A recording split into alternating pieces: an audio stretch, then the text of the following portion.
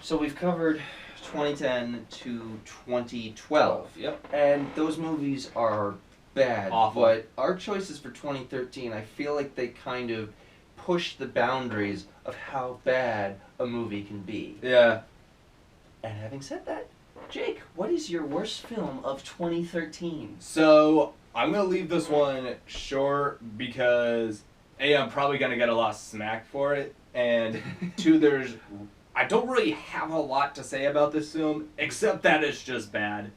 Okay. Sharknado. Towards the airport. We need to destroy it before it gets to them. Watch out! Can't just wait here and wait for sharks to rain down on us.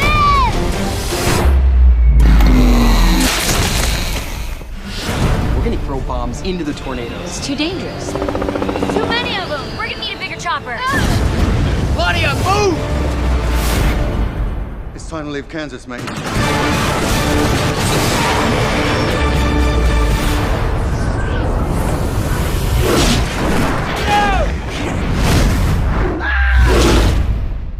Yep. Okay, yeah. So the plot revolves around a new natural disaster occurring in Los Angeles, I believe. Is it? First one takes place in Los Angeles, yep. Yep. So a new natural disaster comes, revolving around a tornado with a crossbreed of, like, the ocean's most ferocious predators, the shark. The shark, yep. And it's these group of people doing everything in their willpower to just survive the horrendousness of a sharknado. Yeah, sounds as ridiculous as it is. Obviously, people watching know that it became a franchise. There's 6 movies in this franchise. Don't know how that happened.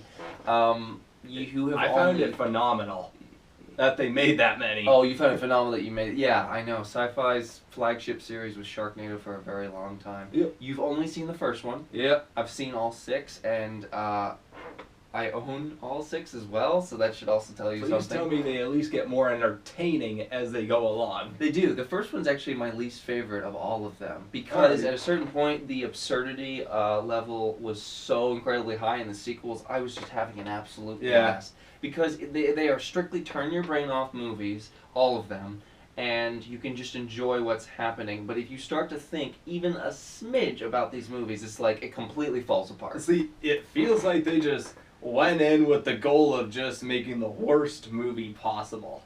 Yeah, but the thing is, this wasn't supposed to be a good movie. It was a sci-fi original that kind of gained a cult following, and they were never trying to make a great movie.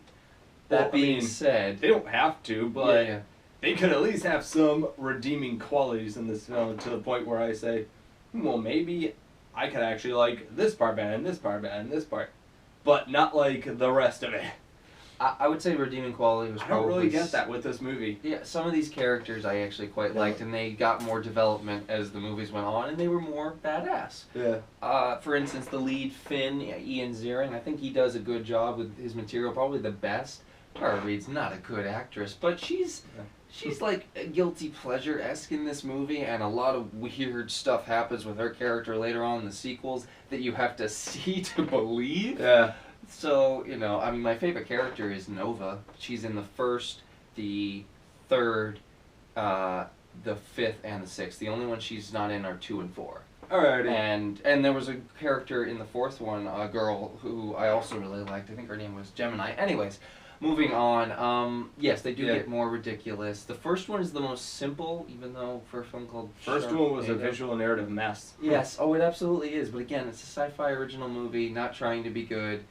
I could enjoy them from the level of, like, this is not good in the slightest, but this is at least fun to watch, and people came together to make this ridiculous, over-the-top movie. Yep. And, you know, I'm not going to say go see the other ones or go find them and watch them, but it is quite an experience to watch all 6 Sharknadoes just to see how ridiculous it can get. Well, I mean, you 6 said has the first... time travel. I mean, you said the first one's your least favorite, so that kind of makes me intrigued with the other 5. Yeah, I think my favorite's probably either the 4th or the final film. Just because some of the things they did in the final one, like for instance time travel, I just felt like it was kind of bringing so many different genres together that I really enjoyed. It's completely ridiculous, and it's a rip-off of all those genres, but it was at least fun. And the fourth one was also quite creative in its execution for a film called The Force Awakens. Alrighty. So it seems like you had a lot more to say about Sharknado than I did.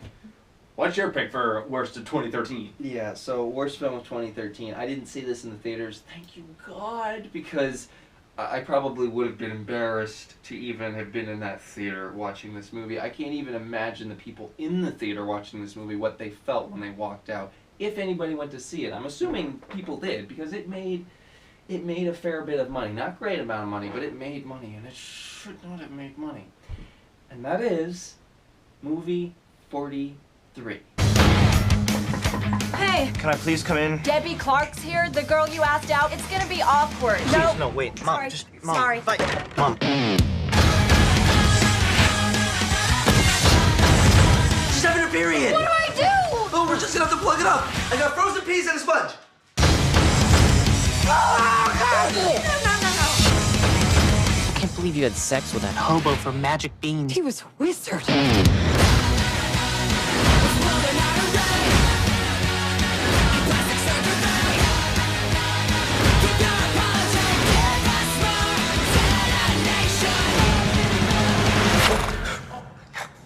Now I understand. Just when I thought it couldn't get more offensive. How many times do I have to tell you? You're black, they're white. So, Coach, what you saying is we just walk with the Lord? The Lord did his part already. He made you black.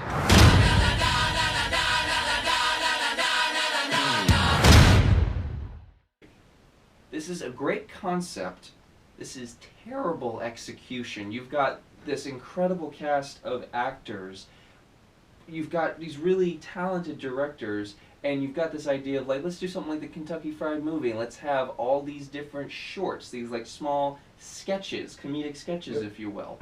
The problem with this movie is that the writing and the stories for these sketches is so offensive, so lazy, and so over the top in a bad way that it actually made me angry when the film was done. I was angry I had to sit through it because I was like, I just wasted 90 minutes. I believe it's like 90 minutes. And I was just like, what? Like, there's pretty much no redeeming qualities about this movie. Everything is so like, oh my God, I can't believe they just did that. But not even in a surprised good way. It's like, I was angry by the end of the movie, and I felt disgusted. I was like, that is... Oh, they actually did that. They actually showed that. Okay, no more. I can't even. And I probably would watch this movie again as a guilty pleasure, knowing how bad it is and showing other people. Maybe if you, me, Mitch, and Marco were together and we had a couple drinks. Yeah, I would say with friends and get some drinks, that would be the only way to watch this movie and somewhat enjoy it. The only redeeming quality about this is probably the last sketch where Terrence Howard is playing this semi-backwards racist basketball coach, and he's talking to his team. That was funny, but it's also like the second to last short, so don't watch the whole movie just to get to the somewhat good part, and then have this really strange James Gunn directed sort of cartoon-esque end credits sketch where you thought the movie was over, but no, we have one more sketch, and it's also one of the worst ones. So it's like, don't even bother. You can look up on YouTube, look up Terrence Howard's sketch, and honestly, that'll tell you everything you need to know about the movie, and you will have seen the best part, which is not saying very much. Enough said. Movie 43 is god-awful, and I don't know why the heck it was made. Probably just to piss people off. Maybe, because it did, I don't even know if it's grown a following at this point for how, so bad it's good. Maybe it has, but it certainly pissed people off, and I was one of them, unfortunately.